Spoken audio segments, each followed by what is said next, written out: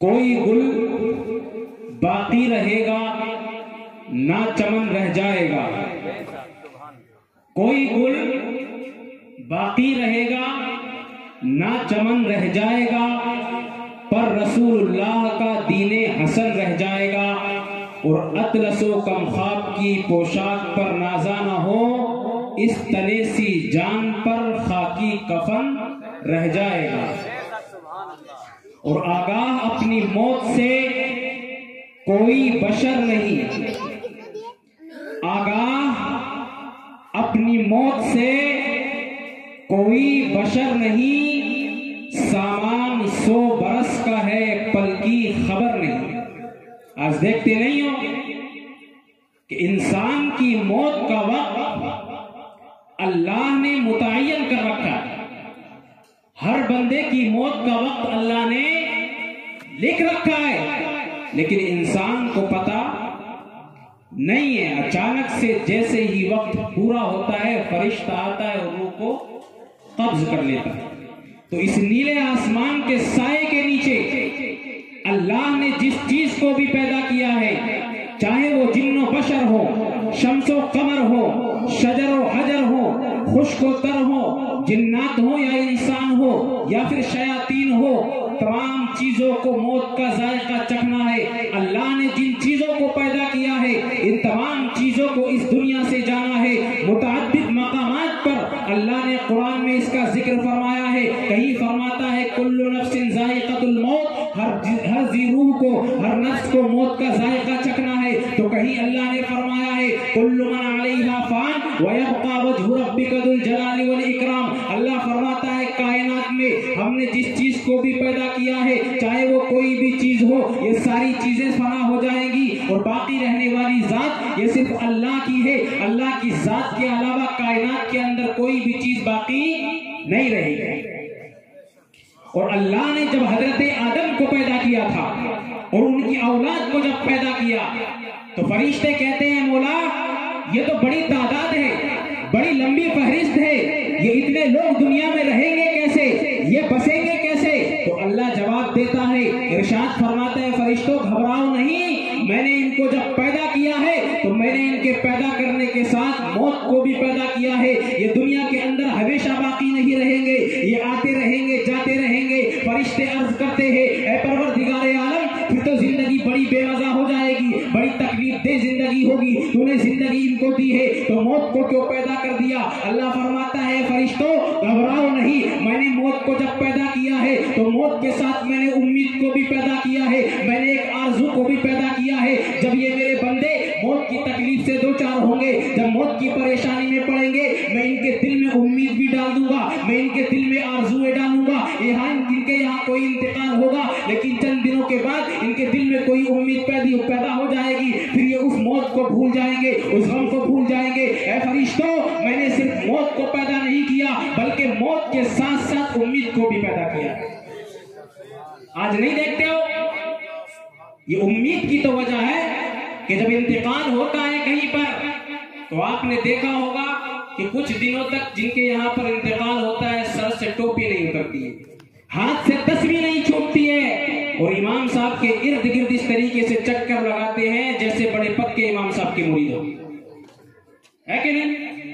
لیکن اس کے بعد جیسے ہی دن گزرتے ہیں رفتہ رفتہ عالم کیا ہوتا ہے، نہ امام صاحب کے پاس بیٹھتے ہیں، ٹوپی سر سے جیب میں آ جاتی ہے اور تسبیح ہاتھ سے ہنگر پر لٹک جاتی ہے، اور بات کھا۔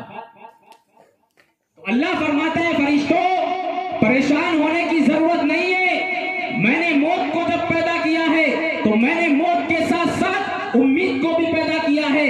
جب ان کے یہاں کوئی انتقال ہوگا میں ان کے دلوں کے اندر ایسی امیدیں پیدا کر دوں گا، ایسی آرزویں پیدا کر دوں گا کہ یہ بندے اس امید میں پڑ جائیں گے، اس آرزو میں پڑ جائیں گے، میں ان کی زندگی کو خراب ہونے نہیں دوں گا۔ اگر میں کسی ان کے ایک بیٹے کو اٹھا لوں گا میں انہیں دوسرا بیٹا دوں گا، اگر میں انہیں کوئی پریشانی دوں گا، کوئی تکلیف دوں گا تو پھر میں ان کو کشادگی بھی دوں گا۔ اللہ قرآن میں ارشاد فرماتا ہے ان مع العسر یسرا، جب میں اپنے بندوں کو کوئی تکلیف دوں گا، کوئی پریشانی دوں گا تو تکلیف کے بعد میں ان پر اپنی رحمت کے دروازے بھی کھول دوں گا، رحمت کے دروازے بھی کھول دوں گا۔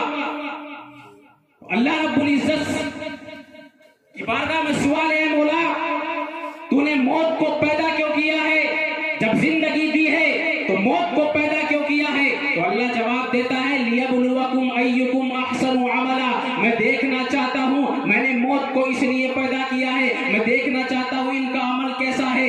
इसलिए कि अगर मैं मौत को पैदा नहीं करता, ये हमेशा अगर दुनिया में रहते तो पता नहीं चलता किसका अमल कैसा है, ये पता नहीं चलता कौन जन्नती है या कौन जहन्नमी है। ऐ लोगों, मैंने मौत को इसलिए पैदा किया है ताकि मैं देखूं कि इनका अमल कैसा है। जब ये मेरी बारगाह में आएंगे, जब क़यामत के दिन हश्र में उठाए जाएंगे और जब जन्नत और जहन्नम का फैसला होगा, तो मैं मौत को इसलिए पैदा किया है ताकि मैं इनके अमल को देखूं कि इनका अमल कैसा है, इनका अमल अच्छा है या बुरा है। इसलिए मैंने मौत को पैदा किया है। और अल्लाह रब्बुल इज्जत कुरान में इरशाद फरमाता है, ऐ बंदो, मैंने पहले ही मुतनब्बे कर दिया था, तुम ये समझते थे कि मैंने तुम्हें दुनिया में पैदा कर दिया है तो मैं तुम्हें ऐसे ही छोड़ दूंगा, मैं तुम्हें ऐसे छोड़ने वाला नहीं हूँ। अल्लाह कुरान में इरशाद फरमाता है, वलनबलुवन्नकुम बिशैइन मिनल खौफि वल जूइ, ऐ मेरे बंदो, मैं तुम्हें बार बार आजमाऊंगा, बार बार तुम्हारा इम्तिहान लूंगा, बार बार तुम्हें तकलीफें दूंगा। कभी मैं तुम्हारा इम्तिहान लूंगा तो तुम्हें किसी चीज से डराऊंगा, बिशैइन मिनल खौफ, मैं तुम्हें किसी चीज से डराऊंगा,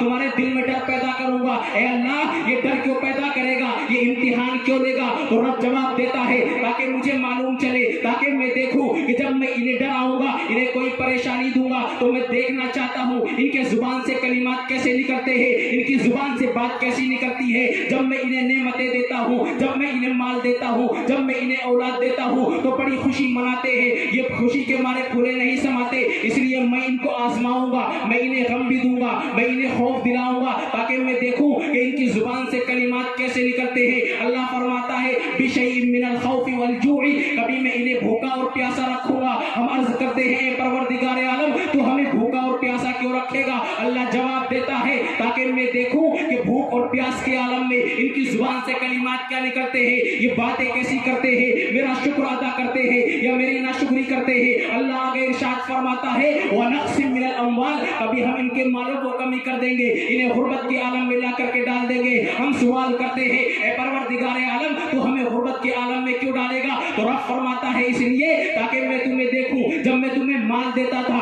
तो तुमने ऐशो इशरत से जिंदगी गुजारी, बड़े खुश होते थे, बड़े खुश होते थे। मैं तुम्हें देखना चाहता हूँ, मैं तुम्हें आजमाना चाहता हूँ कि जब मैं तुम्हें गुर्बत के आलम में ला करके डालूंगा, जब मैं तुम्हें परेशानी देखूं, कोई परेशानी दूंगा, तो मैं देखना चाहता हूँ तुम्हारे जुबान से कलिमात कैसे निकलते हैं, तुम जुबान से कलिमात कैसे निकालते हो। आगे अल्लाह फरमाता है, वल अनफुस, कभी मैं इनको जानों के जरिए से आजमाऊंगा, इनके बेटों को मार दूंगा, कभी मैं इनके भाई को भाई से जुदा कर दूंगा, कभी बाप को बाप बेटे से जुदा कर दूंगा, कभी माँ को बेटे से जुदा कर दूंगा। ऐ परवरदिगार आलम, क्यों? तो अल्लाह जवाब देता है, ताकि पता चले, ताकि मुझे मालूम हो कि मैं देखूं कि इनकी जुबान से कलिमात कैसे निकलते हैं, या अपनी जुबान से बातें कैसी बोलते हैं, इसलिए मैं इनको बार बार आजमाऊंगा।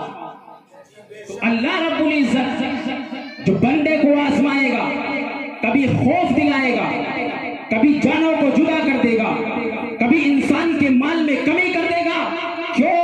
इसलिए कि मैं देखना चाहता हूँ इनकी जुबान से कलिमात कैसे निकलते हैं, इस वक्त ये बातें कैसी करते हैं, ताकि पता चले कि ये बंदे मेरी मोहब्बत में सच्चे हैं। इसलिए कि ये कहते हैं कि हमने सब्र कर लिया, हमने शुक्र कर लिया। आगे अल्लाह फरमाता है कि ऐ महबूब, अगर ये सब्र करते हैं, अगर मैं इनके घर किसी का इंतकाल हो जाए, अगर इनको मैं गुर्बत के आलम में ला करके डाल दूं, इनके मालों में कमी कर दूं, अगर ये सब्र करते हैं तो फिर इनको खुशखबरी सुना दो, वबश्शिरिस साबिरीन, अगर सब्र करते हैं तो फिर इनको खुशखबरी सुना दो, इनको जन्नत का मुफ्ता सुना दो। ये दुनिया में भी कामयाब है और आखिरत में भी कामयाब है। लेकिन हम पूछना चाहते हैं कि ऐ मौला, आज सब कहते हैं कि हमने सब्र कर लिया, कोई सब्र की पहचान भी है, कोई सब्र की अलामत भी है।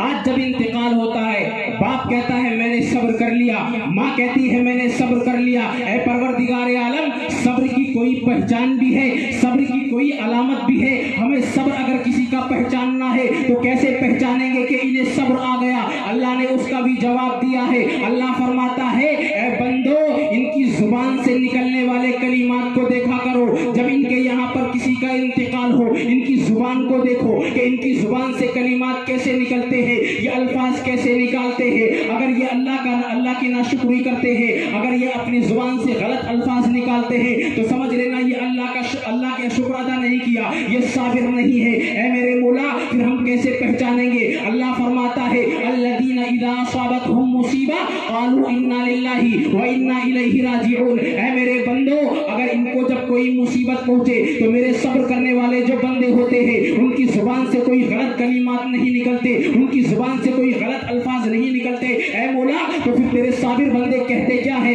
تیرے نیک بندے کہتے کیا ہے؟ تو اللہ جواب دیتا ہے قالوا انا للہ و انا الیہ راجعون. میرے جو صبر کرنے والے بندے ہوتے ہیں وہ کسی کو گالیاں نہیں دیتے، وہ کسی کو بدتمیز نہیں بولتے، وہ کسی پر تہمت نہیں لگاتے، وہ کسی کی غیبت نہیں کرتے ہیں، بلکہ جب ان کے یہاں پر انتقال ہوتا ہے قالوا تو وہ یہ پڑھتے ہیں انا للہ و انا الیہ راجعون. اے مولا ہم پیدا بھی تیرے لیے کیے گئے ہیں، ہم تیرے بندے ہیں اور تیری ہی طرف پلٹ کر کے جانے والے ہیں. یہ صبر کی علامت ہے. اللہ نے صابروں کی پہچان بتا دی ہے. جب یہ صبر کرنے والے ہوں گے تو اپنی زبان سے کہیں گے انا للہ و انا الیہ راجعون. اے مولا ہم تیرے لیے پیدا کیے گئے ہیں اور تیری ہی طرف پلٹ کر کے جانے والے ہیں. نعرہ تکبیر، نعرہ رسالت، مسئلہ کے اعلیٰ حضرت. یہ صبر کی علامت ہے. آج کہتے ہیں کہ صبر کر لیا، دادی سے پوچھو کہ صبر کر لیا تو کہاں، صبر تو کرنا ہی پڑے گا. یہ صبر نہیں ہے. اور آج کل تو ایسا ہوتا ہے کہ اگر ساس کا انتقال ہو جائے نا تو جو نند آتی ہے نا اپنے مائکے سے، وہ آ کر کے بھابچ کو میت کے سامنے کہتی ہے کہ نہیں اس نے میری اماں کو روٹی نہیں دی تھی، ابا کو کھانا نہیں دیا تھا. یہ غلط الفاظ ہے. اللہ فرماتا ہے صبر کی علامت یہ ہے کہ بندے کے منہ سے جو کلمات نکلیں گے ان کو دیکھو یہ کہتے کیا ہے، ان کی زبان سے کلمات کیا نکلتے ہیں. ایسے تو سب کہتے ہیں ہم نے صبر کر لیا، لیکن صبر کی پہچان بندے کے الفاظ سے ہوگی، اس کی زبان سے کلمات کیا نکل رہے ہیں. اگر یہ دعا پڑھتے ہیں انا للہ و انا الیہ راجعون، میرے جو صبر کرنے والے بندے ہوں گے وہ کسی کو غلط نہیں بولیں گے، بلکہ جب انہیں کوئی مصیبت پہنچے گی وہ یہی پڑھیں گے انا للہ و انا الیہ راجعون.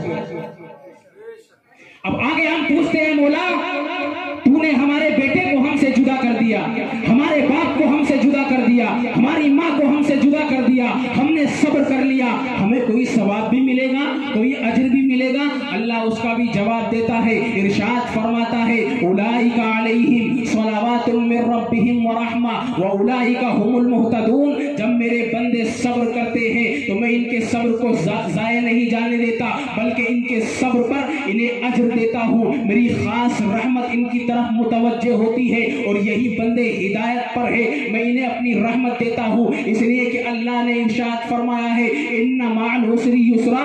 جب میں اپنے بندے کو کوئی تکلیف دیتا ہوں، کوئی پریشانی دیتا ہوں تو میں اسے پریشانی میں چھوڑتا نہیں ہوں، بلکہ اس پریشانی کے بعد میں اپنی خاص رحمت کے ساتھ اس کی طرف متوجہ.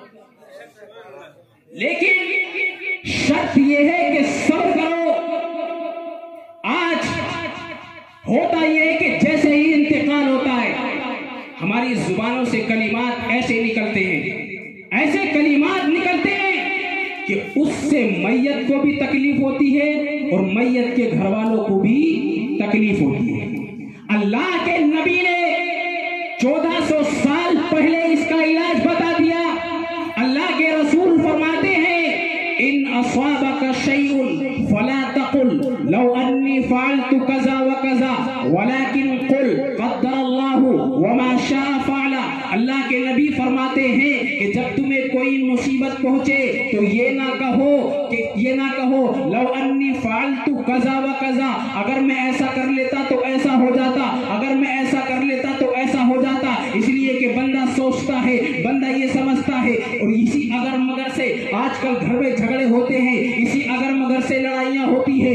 نبی نے 1400 سال پہلے اس کا علاج بتا دیا کہ جب تم کو کوئی مصیبت پہنچے تو تم یہ نہ کہو کہ اگر میں ایسا کر لیتا تو ایسا ہو جاتا، اگر میں یہ کر لیتا تو یہ ہو جاتا. اس لیے کہ اللہ نے جب بندے کا وقت مقرر کر دیا ہے تو چاہے تم جو کر لیتے کچھ بھی ہونے والا نہیں ہے. اس لیے کہ اللہ نے فرما دیا وَلِكُلِّ أُمَّةٍ أَجَلٌ فَإِذَا جَاءَ أَجَلُهُمْ لَا يَسْتَأْخِرُونَ سَاعَةً وَلَا يَسْتَقْدِمُونَ. ہم نے ہر بندے کی موت کا وقت متعین کر دیا ہے اور نہ جب اس کی موت کا وقت آ جاتا ہے تو اس کی موت نہ ایک گھڑی آگے ہو سکتی ہے نہ پیچھے ہو سکتی ہے. اس لیے اللہ کے نبی نے فرمایا ہے تم اگر مگر نہ کرو کہ اگر ایک دن پہلے علاج ہو جاتا, اگر 2 دن پہلے ہاسپٹل لے جاتے, اگر 3 دن پہلے ہاسپٹل لے جاتے تو بچہ بچ جاتا, مریض بچ جاتا. یہ غلط ہے. نبی نے 1400 سال پہلے منع کر دیا اگر تم کو کوئی مصیبت پہنچے تو تم یہ نہ کہو لو انی فعلت کذا و کذا, اگر میں ایسا کر لیتا تو